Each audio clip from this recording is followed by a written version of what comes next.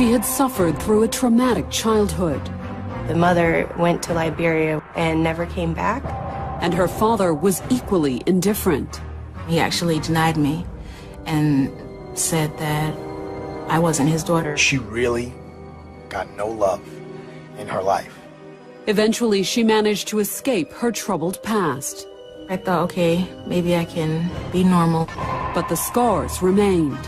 She needed help. She needed real help. I was so angry all the time. And in July of 2007, her anger boiled over into an unspeakable crime. The case was just so immediately shocking.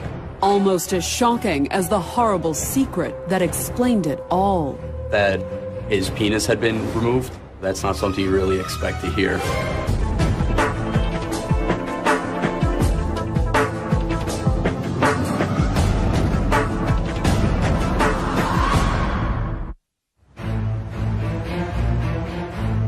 July 28, 2007.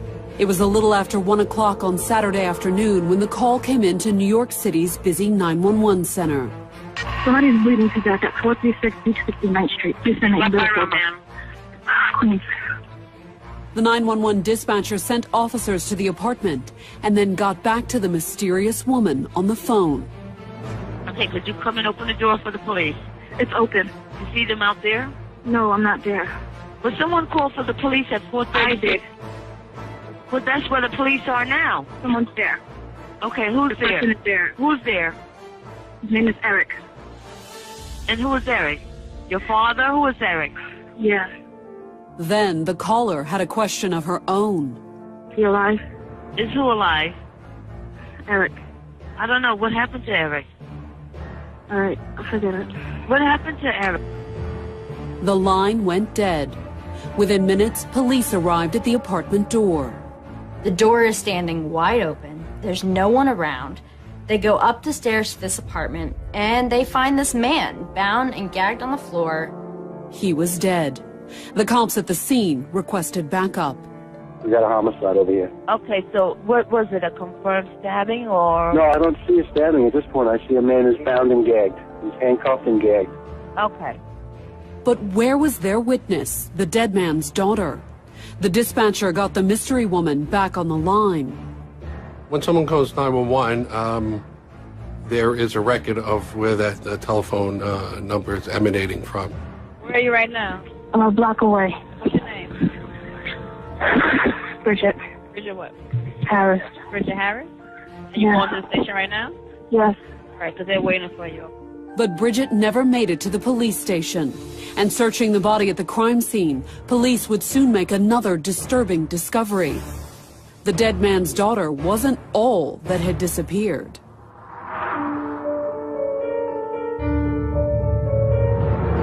A 26-year-old security guard at New York's JFK Airport, Bridget Harris lived near the boardwalk in the Queens community of Far Rockaway. She lived near the beach, actually, which was a big perk for her. She was really excited when she first moved out there and posted stuff all over her MySpace page about how excited she was to be able to take walks on the beach. When she wasn't at the beach or working at the airport, Bridget spent her free time exploring the city's darker side. Bridget was very much into the goth look. She had her dreadlocks, so she had long purple hair, so she looked quite different. Just how different depended on perspective. For a 20-something in the city, Bridget's hair and piercings were pretty typical. The goth look was pretty mainstream and standard for her generation and people her age. In fact, the city's goth scene was where Bridget made most of her friends. Most of my other friends I met at concerts. I always drag them to the movies and get a lot of DVDs from Netflix, and I used to host parties all the time. There was one thing that set Bridget apart from her friends, however. Bridget's angst wasn't an act. Where other people were using it to express themselves and be individuals away from their parents, she was doing it from a place of rage. Here was this person with a very big heart, but with some sort of dark past. There's been some damage in her life. There's something in her that's very sad. What her secret was, Bridget wouldn't say. But it wasn't too hard for her friends to guess. Every time her family got brought up, she sort of closed in on herself a little bit. Bridget Harris was born on Staten Island in 1981. Her parents were both originally from the African nation of Liberia. There is a big Liberian community in Staten Island. It's a large refugee community. It's a thriving community, but, you know, sort of one that's always been sort of back and forth between Liberia and the States. Bridget's mother had come to America in the 70s. Her father, businessman Eric Goodridge, arrived a few years earlier. He was an achiever. He was the kind of guy that is a boon to his community and had his hands in a lot of different businesses. He had a limo and taxi company, a record store, and an import-export shipping company. Bridget's mother already had 2 sons when she met Eric. The couple had 2 children together, Bridget and her older sister Carleen, but they never married. He wasn't around when I was born. He actually denied me and said that I wasn't his daughter. When Bridget was 2, her mother also abandoned her. The mother went to Liberia for a family funeral and never came back. She left on a laissez-passer, which is a cheaper form of a passport. And when her grandfather died, she didn't have the money to come back. Bridget, Carleen, and their half-brothers ended up in foster care for a couple of months. According to the court papers, I was in a neighbor's house and my brothers and sister were in her apartment, left alone, so they took custody of us. Then, despite attempting to disown her for the first 2 years of her life, Bridget's father came to her rescue. He then steps in to do what he's supposed to be doing, is being a parent to this child that he fathered. Eric came in, took Carleen, and then came back for my brothers and I. Bridget was reunited with her father, but they didn't have the warmest relationship. I don't remember him ever being kind unless he was drunk. Like, he would turn on his music and dance with us and stuff. Bridget's father may have taken the children from foster care, but he seemed largely indifferent to the family. When Bridget was 8, he left the children behind and returned to Liberia for an extended stay. He ended up in a position working as some sort of official for the Transportation Authority in Liberia. Instead of foster care, Eric Goodridge sent Carleen to stay with relatives on Staten Island. Bridget and her brothers were shipped off to Rhode Island to live with their paternal grandmother. Not that Eric's mother welcomed them. We were made to do all the chores while our cousins lounged around. It seemed like we were the slaves and probably working off our debt for her taking care of us. It was a harsh life, and it seemed to young Bridget that her grandmother's punishment was even harsher when she or her brothers disobeyed. One time she got so upset that she threw the phone and chipped my front tooth. When I went to the hospital, she told me to tell them that I fell off my bike. She broke a plate one day when she was cleaning the family plates, and she was beaten with a stick. In addition to the physical abuse, Bridget also suffered sexual abuse at the hands of a cousin.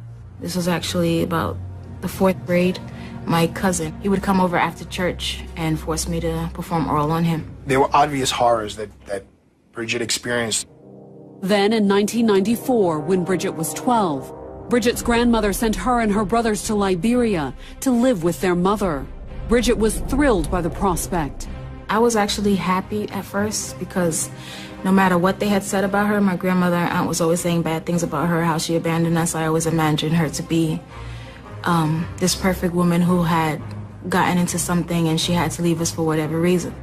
Bridget lived with her mother for a few months until her mother abandoned her again. I caught malaria and she didn't come see me for the 2 weeks I was in the hospital. She said there was a revival going on at the church. Once again, it was her father who came for her. He heard I was in the hospital and he came to get me. And once again, her father sent Bridget to live with relatives. For the next 6 years, she was shuttled back and forth between Liberia and the U.S. With no settled home or consistent guardian, Bridget became more and more withdrawn. This was a really complicated, sprawling family. So big and so chaotic that I think she sort of got lost in there somewhere. I didn't understand why I was so angry all the time and I wanted to be antisocial. Bridget struck out on her own as soon as she turned 18. She floated around a little bit and ended up for a while in a women's shelter, saving money to buy her own, to move into her own apartment. I decided I wanted to be on my own. I didn't want anyone taking advantage. When she settled into her Far Rockaway apartment in 2006, It looked as if Bridget's chaotic childhood was behind her.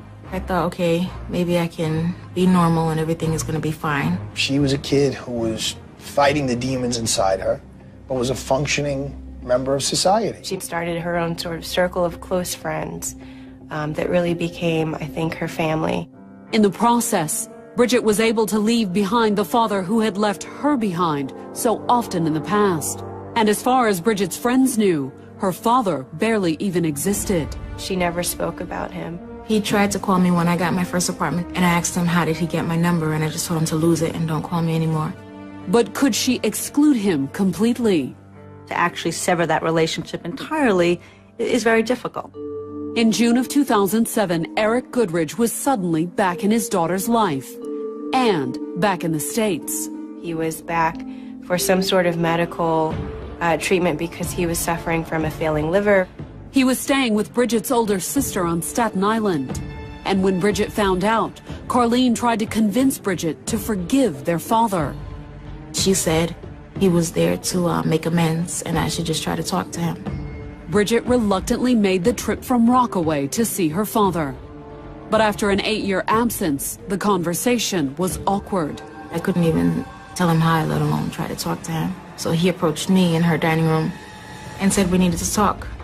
Bridget agreed to get together with her father a few days later. She thought maybe we can talk about this and we can try to have some sort of relationship, or I can at least get this off my chest and move on. But then, as the family gathered in Carlene's apartment for an impromptu reunion, Bridget learned that her father would soon be going back to Liberia, and he wouldn't be going alone. 2 of Bridget's young nieces would be going with him. He had plans to take those 2 girls back to Liberia. And as soon as she heard her father's plan, Bridget hatched one of her own. When he told me that he was going to take my nieces back to Africa with him, I knew I couldn't let that happen. I knew I had to try to stop him. Coming up, Bridget follows through with her plan. I called Carlene and told her what I had done. But just what had she done? It had been cut off with very sharp blade. A little after 1 o'clock on the afternoon of July 28, 2007, New York City police pulled up outside Bridget Harris's Queens apartment. Moments earlier, she had called 911 and reported that her father needed medical attention. Somebody's bleeding to death at 436 East 69th Street. Please send an ambulance, ma'am. Queens. I do remember calling the police and telling them that somebody was bleeding to death. By the time the police arrived, the 26-year-old was gone. The police and the paramedics get to this house. The door is standing wide open. There's no one around. They go up the stairs to this apartment, and they find this man bound and gagged on the floor. It was Bridget's father, Eric Goodridge. She confirmed that it was her father. When the operator asked her what happened, she said, "Forget it."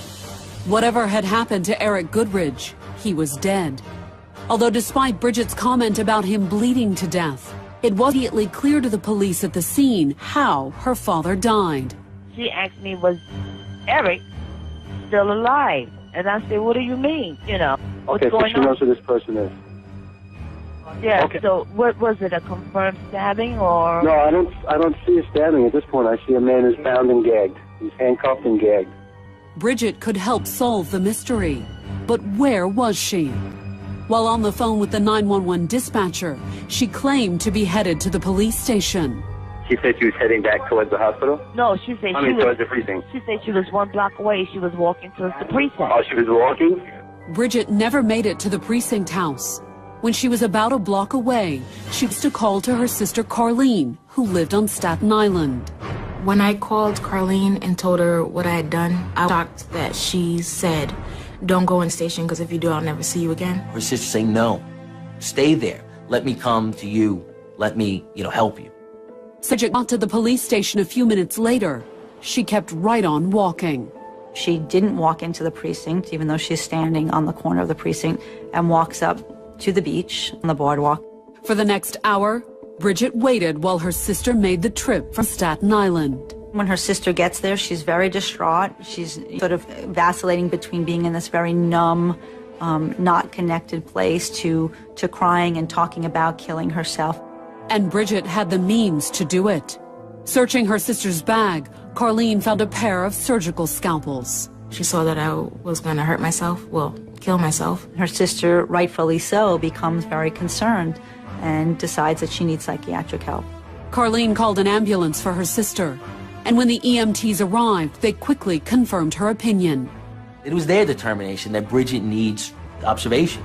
She may hurt herself. They don't know the full story at this point. They're just finding a woman that is terribly shaken by the events of that day. Unaware that Bridget may have been involved in a murder, the EMTs transported her to a nearby hospital. And while she was being admitted to the psychiatric ward for observation, the detectives at her apartment uncovered the disturbing extent of the day's terrible events. Bridget hadn't used a scalpel on herself. She had used it on her father. The short story of it is that she severed her father's penis. His penis had been cut off, and it was missing. Why would Bridget do such a thing? Since she was in the psych ward, the police were unable to ask her directly. Police don't have access to you in the ward without some sort of warrant, arrest warrant.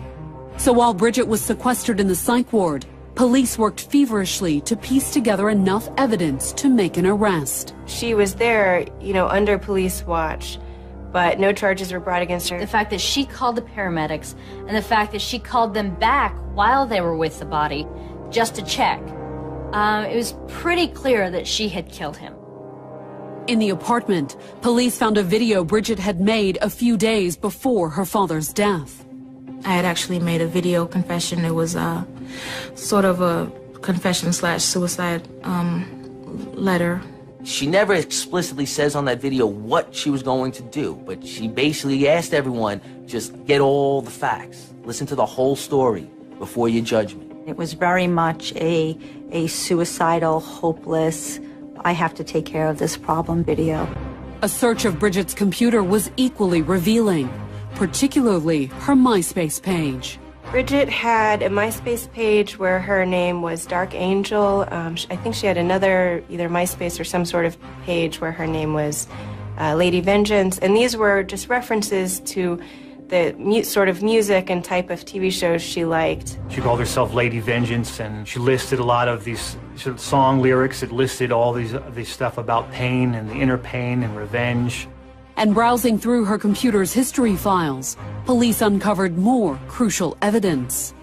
The evidence was found with the search warrant in the computer. You would normally, just as a procedure, get a search warrant for the computer, see if there's any evidence in the computer. She had done research about Lorena Bobbitt and individuals who had their penis severed. About a month before Bridget killed her father, she bought a scalpel off eBay. Was it the murder weapon? A final determination would depend on the autopsy.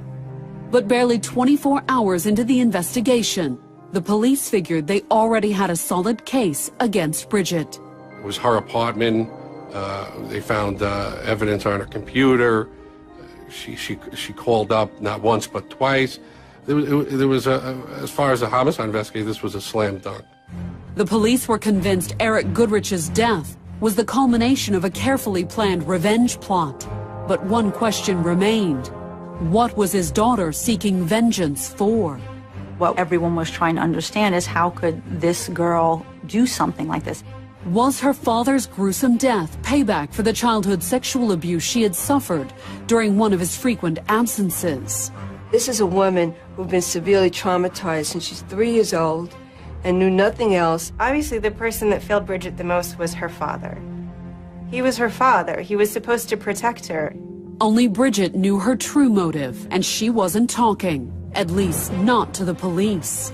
If you were looking to avoid being arrested right after this incident, you do insulate yourself from apprehension or the police arresting you by entering a psychiatric ward. It affords her a lot of time to come up with a defense, a lot of time to speak with family members, to speak to her attorney and formulate a plan.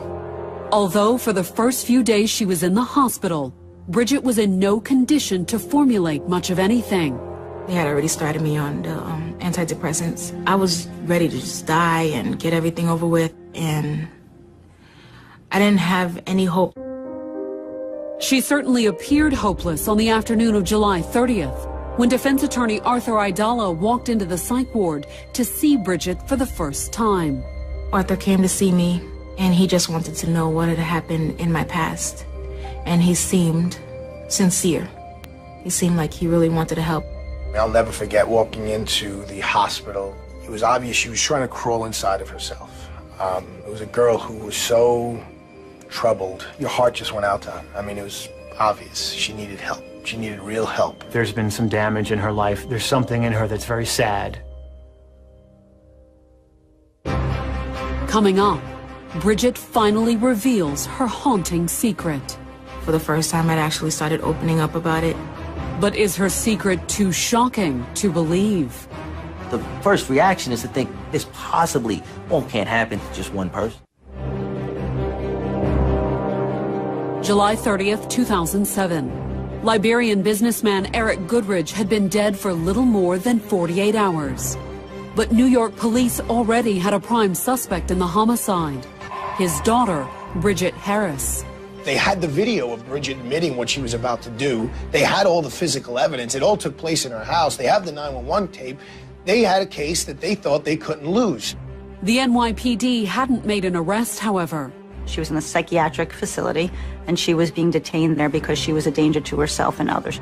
But while the police had a suspect and more than enough evidence to make an arrest, they were lacking a motive. What had caused Bridget to not just bind, gag, and then kill her father, but also to horribly mutilate him? The way that she killed him was just so immediately shocking and upsetting.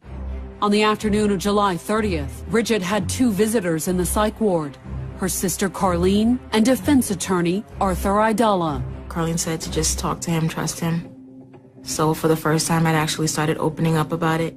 Sitting in the psych ward with her sister at her side, Bridget told the attorney the secret she had kept hidden for so long. The reason she hated her father so much. He had sexually abused her since she was 3 years old. My first memory I have was him taking me into the guest bedroom and trying to assault me. And I remember my two brothers were standing at the door. They thought I was being punished, so they were giggling. And then all I remember is the phone ringing and telling him the phone was ringing and trying to distract him. And he said, don't worry about it, and that's when I started to cry. Bridget said she had been scared, but she hadn't fully understood. He said that fathers do that to show their love, and in some cultures in Africa, before the daughter gets married, the father has to break her virginity or whatever. According to Bridget, the abuse continued while she lived with her father in Liberia. Bridget tried to speak to her mother, her birth mother, and a pastor. I had told her, like the first night I got there, what he did to me. She told them both about her father's abuse, but it was no use.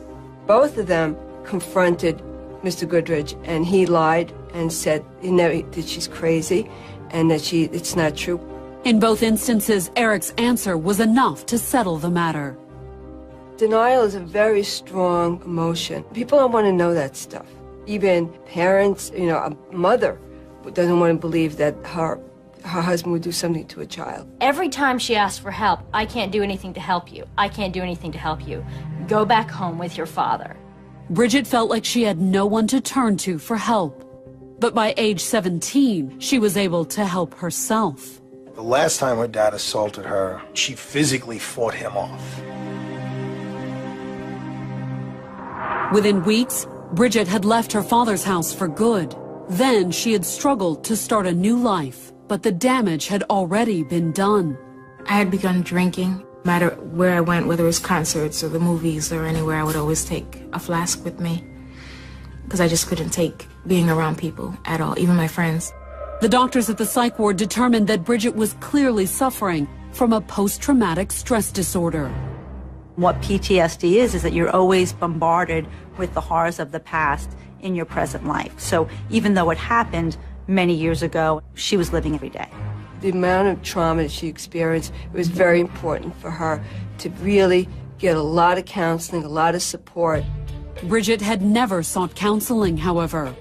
I started researching on my own on the internet, and I didn't get any psychological help because what I researched, everyone just kept saying the same thing. It's not your fault, and you couldn't do anything, but I already knew that. She also knew whose fault it was. And in June of 2007, he had suddenly reappeared in her life. Nobody knew he was coming. Even her sister Carlene just received the phone call that her cousin was bringing him from the airport. A few days later, Bridget had made the trip out to Carlene's Staten Island home to see her father for the first time in more than 8 years. When I got there, I saw my niece sitting on his lap, and I was shocked. Why would Carlene let him around her daughter? My brother already knew that was a given, not to have him around my niece. She walks in, sees the man who'd abused her and her sister their whole life in her sister's house with her 5-year-old niece bouncing on her dad's knee the same way he used to bounce Bridget on her knee before horrible things would happen. And when she had heard her father's plan to take the little girls back to Liberia, Bridget told her attorney she tried to talk to Carlene. Bridget and her sister Carlene had that heart-to-heart that Bridget had been trying to have for years, and really confirming for her how pervasive this abuse was. And still, Carlene allowed her father to stay with her. Bridget said she had realized that the cycle of abuse would only end if she took action. She just said, not again. I'm not letting another life be destroyed. Although according to Bridget, she hadn't intended to harm her father when she agreed to meet with him on July 28th. The first thing I wanted to do was try to get him to confess and admit what he did, as well as try to get help. I had printed out the psychological damages, the rape effects that it has on children, and I said, if you continue to do this, this is how they're going to end up. They're going to end up like me. She initially tried to confront him with documentation that's in evidence about incest and the effect on children and rape and how you mess people up for life, and he didn't want to hear any of that. Then, according to Bridget, he started to deny everything. He said, how do you even remember? Weren't you 3 years old? His big apology was, I'm sorry if you think I hurt you. She started to get angry. She started, things started to get physical. And then there was a confrontation. Bridget said the scuffle had ended with her father bound and gagged. Not surprising. He starts screaming. She grabs a towel, a large bath towel from a dryer, and sticks that in his mouth to keep him from screaming. She then runs to another room and gets the scalpel. His screams muffled. She had finished the job. Then Bridget said she had walked out the door, dialing 911 as she left. She called for help right away. I just didn't want him to die. But her phone wasn't all she had with her. She decided to take the penis with her, and she ran out of the apartment. According to Bridget, she still had it moments later when she spoke to her sister on the phone. In front of the precinct, she calls Carlene and says, oh my gosh, this is what I cut it off, I did it. And her sister, of course, is confused and outraged and says, don't do anything, I'll never see you again, let me help you. Bridget had agreed to let Carlene help her, but there was something else she had to do first. While her sister was en route from Staten Island, Bridget had walked up onto the boardwalk. She disposes of the penis under the boardwalk. She didn't want them to ever find that penis again, because to her it was the object of torture for her for so many years. Bridget got her wish. It was never found. But her father was also dead, and the DA's office was contemplating murder charges.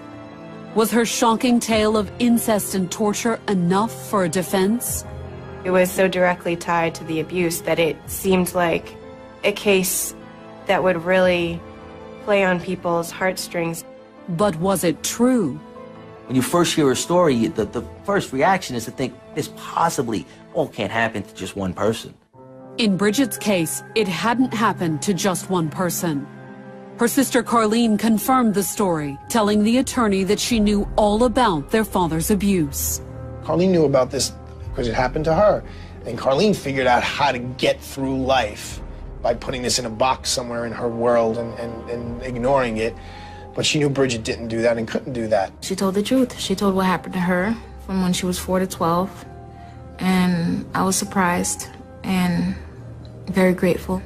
Carlene didn't just open up to her sister's attorney either. After years of suffering in silence, Carlene went straight to the media and told the world how she had been abused by her father ever since he took custody of her at age 4.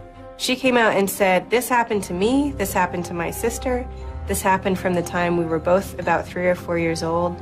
And she told me, other reporters, you know, the Montel Williams show, she told a lot of people things that it sounded like she had never told anyone before. The reaction to Carlene's stunning revelation was overwhelmingly in Bridget's support. There was immediately a sort of outpouring of sympathy for her from sexual abuse survivors, from groups that dealt with battered women and women who had been through sexual abuse. Bridget's story resonated far beyond abuse survivors, however. A lot of people's hearts went out to her because it's such a tragic situation. I mean, growing up like that. We had a prayer vigil for her, and there was a fundraiser at the church in Staten Island. And again, we were there, and we helped out any way we could.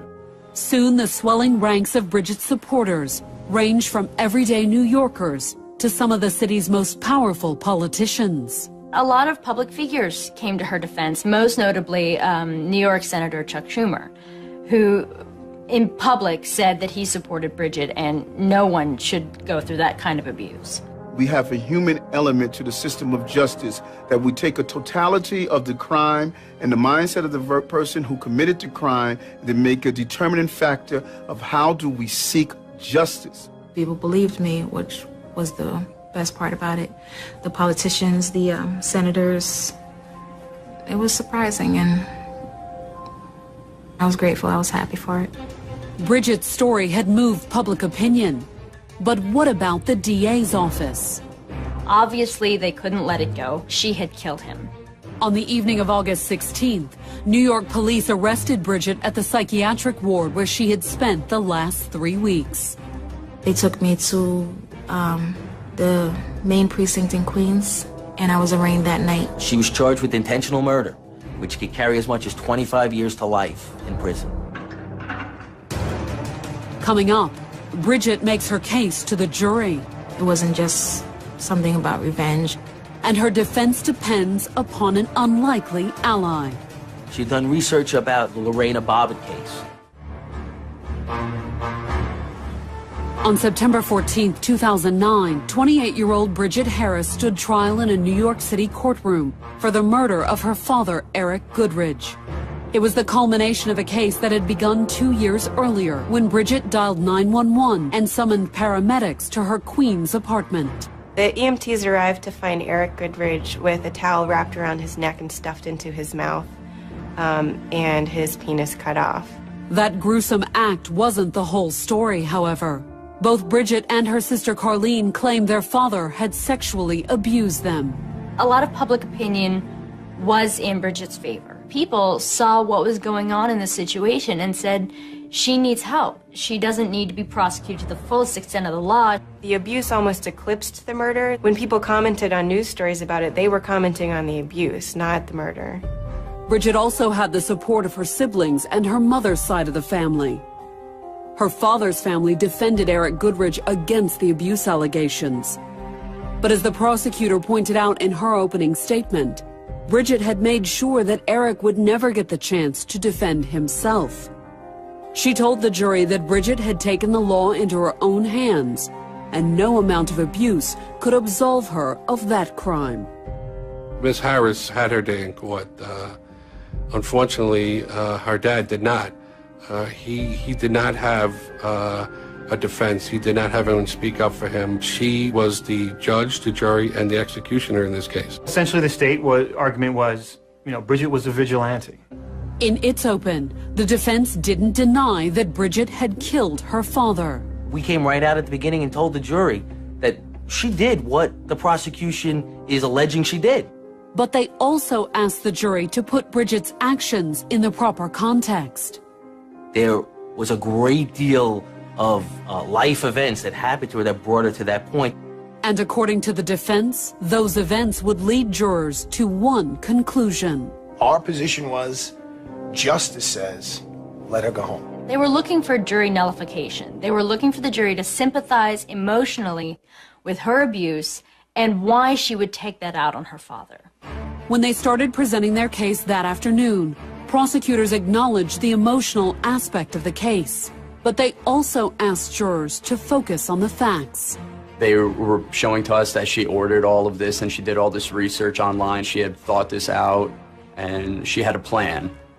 So it wasn't just spur of the moment. She knew exactly what she wanted to do. The prosecutor had an expert on the stand for a whole day about when the scalpel was ordered and how it was ordered and whom ordered it and which computer. She made a big deal about the scalpels being bought. It appeared that Bridget had put a considerable amount of forethought into her father's mutilation. But did that necessarily mean she was planning a murder?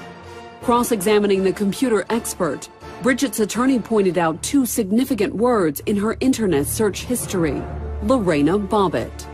She'd done research about the Lorena Bobbitt case and some other cases. And what she found was that in every one of those cases, the person whose penis was severed did not die. Maybe that had led her to believe that if she did this to her father, he'd be okay. Bridget's father hadn't been okay, however. He had died due to his daughter's actions. To explain how, prosecutors called a representative from the medical examiner's office to the stand. Walking jurors through the autopsy report, she revealed one of the central ironies in the case. Bridget hadn't killed her father by severing his penis. According to all the medical reports, he was dead already by the time she got his pants down. According to the autopsy, it wasn't the scalpel that killed Eric Goodridge. It was the towel Bridget had stuffed in his mouth to muffle his screams. As he were gagging, the towel worked its way actually from just covering his mouth to down into the back of his throat. He ends up asphyxiating and he dies. I don't know that she's fully aware of this situation based on her call to the paramedics. The defense was certainly quick to point out that Bridget clearly thought her father was alive when she walked out of her apartment that afternoon. In fact, she had even called 911 and summoned medical help for her father. Bridget did not want her father to die. She didn't want to kill her father. So the fact that she made that phone call made sense. It supported what we were saying all along. But when it came time for the defense to present its case, one important question remained. If she didn't intend to kill him, why had she done it? On September 21st, Bridget took the stand in her own defense. I knew in my heart that I wasn't trying to kill him. I was just trying to stop him. I wanted to tell the jury exactly what happened as far as the past, why I chose to do what I did. The courtroom was packed, it was silent, and the jurors were literally on the edge of their seats, listening to every word that came out of her mouth. They were hard words to hear. Her testimony was difficult to listen to. I mean, she was going into details that no one really wants to hear. It's a bad story, and I mean, the words that need to be used are ones that make people feel very, very uncomfortable. As bad as the abuse had been, Bridget said payback wasn't her motive. There was a reason for me doing this. It wasn't just something about revenge. When he told me that he was going to take my nieces back to Africa with him, I knew I couldn't let that happen. I knew I had to break the cycle somehow. What could she do? She had already tried telling others about her father's abuse. From when she was born to the age of 26, everybody failed her. Everyone turned their back on her. I had researched, actually, the laws. And because the statute of limitations was up, I didn't think the police could help me. So Bridget did exactly what the prosecution claimed. She took the law into her own hands. Although contrary to the prosecution, she said she never intended to kill her father. She wanted to make sure that the weapon that he had used to cause so much suffering in her life was taken away. I was hoping to stop him. I didn't think it was going to go as far as it did. I was hoping it didn't go as far as it did. But unfortunately, it did. And I wish I could take it back, but... September 30th, 2009. Bridget Harris waited at the defense table of a New York City courtroom. Accused of the murder and mutilation of her father, Eric Goodridge, she faced a possible life sentence if convicted. And the jury had just reached a verdict. The whole time during trial, they had poker faces, so I could never tell what was going on in their minds. Days earlier, in emotional testimony, Bridget had detailed years of sexual abuse inflicted by her father. I was terrified to testify because Arthur told me that I should put a little bit more emotion in when I'm speaking, but I didn't want to seem fake, and I didn't want to cry on cue just because I wanted to express remorse, but I just wanted to tell the story, and hopefully they believe me. But would her taboo-ridden tale have its intended effect? We actually reached a decision pretty quickly. On the charge of second-degree murder, the jury found Bridget not guilty. The fact that she called 911, to me personally, it showed that she didn't want him to die. Instead, jurors convicted Bridget on the lesser charge of second-degree manslaughter. What she did was completely wrong. There's no denying that. And we charged her with, what was appropriate. When the jury had to deliberate, they went with the least amount of charges possible. For Bridget, the verdict was a vindication. I was satisfied because I knew, just from the verdict alone, that the jury had believed me. The jury's support even extended beyond the verdict. Some of the 12 jurors wrote letters to the judge asking that Bridget be sentenced with time served and, trying to compel the judge to be as lenient as possible. But at Bridget's sentencing on November 6th, the judge ignored the jurors' pleas on Bridget's behalf. He sentenced her to 5 to 15 years, which was pretty steep for a second-degree manslaughter charge. 20% of cases that are verdicts of manslaughter in the second degree in New York State receive sentences of straight probation. Bridget's attorneys filed an immediate appeal. But whatever the outcome, Bridget has already begun planning for her future. She wants to be somebody who helps others and tells other, girls and women that they don't have to live in silence. What I did is not the answer.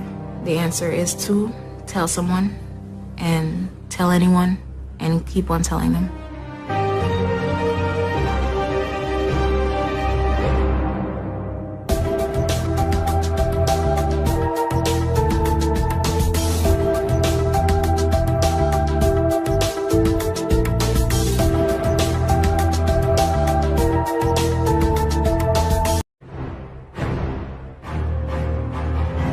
She had suffered through a traumatic childhood. The mother went to Liberia and never came back. And her father was equally indifferent. He actually denied me and said that I wasn't his daughter. She really got no love in her life. Eventually, she managed to escape her troubled past. I thought, okay, maybe I can be normal. But the scars remained. She needed help. She needed real help. I was so angry all the time. And in July of 2007, her anger boiled over into an unspeakable crime. The case was just so immediately shocking. Almost as shocking as the horrible secret that explained it all. That his penis had been removed. That's not something you really expect to hear.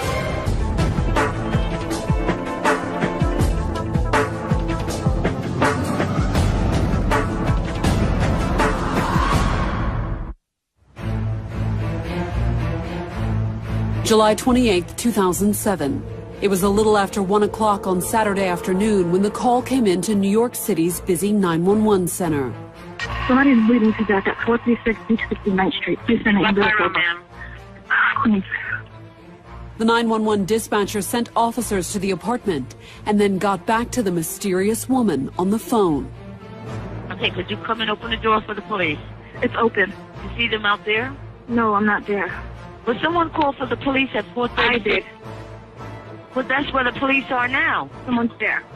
Okay, who's The person is there. Who's there? His name is Eric. And who is Eric? Your father? Who is Eric? Yeah. Then the caller had a question of her own. Is he alive? Is who alive? Eric. I don't know. What happened to Eric? All right, I'll forget it. What happened to Eric? The line went dead. Within minutes, police arrived at the apartment door. The door is standing wide open. There's no one around. They go up the stairs to this apartment, and they find this man bound and gagged on the floor. He was dead. The cops at the scene requested backup. We got a homicide over here. Okay, so what was it, a confirmed stabbing or? No, I don't see a stabbing at this point. I see a man who's bound and gagged. He's handcuffed and gagged. Okay. But where was their witness, the dead man's daughter? The dispatcher got the mystery woman back on the line. When someone calls 911, there is a record of where that telephone number is emanating from. Where are you right now? I'm a block away. What's your name? Bridget. Bridget what? Harris. Bridget Harris? Are you going to the station right now? Yes. All right, because they're waiting for you. But Bridget never made it to the police station. And searching the body at the crime scene, police would soon make another disturbing discovery. The dead man's daughter wasn't all that had disappeared.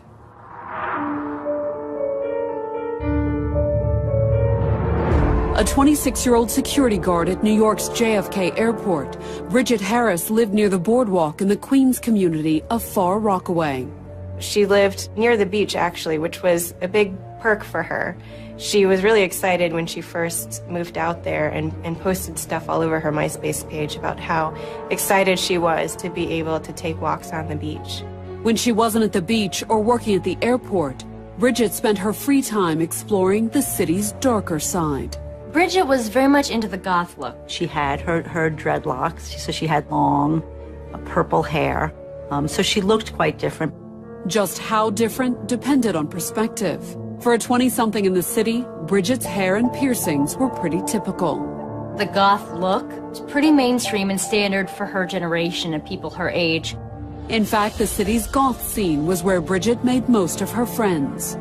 Most of my other friends I met at concerts. I'd always drag them to the movies and get a lot of DVDs from Netflix, and I used to host parties all the time. There was one thing that set Bridget apart from her friends, however.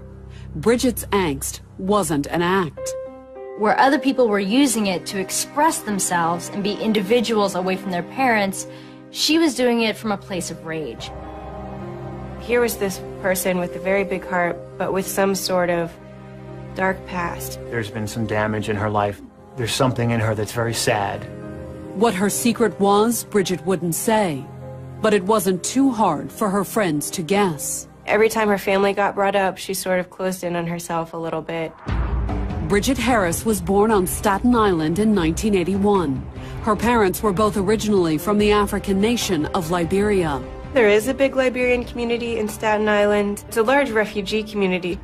It's a thriving community, but, you know, sort of one that's always been sort of back and forth between Liberia and the States. Bridget's mother had come to America in the 70s.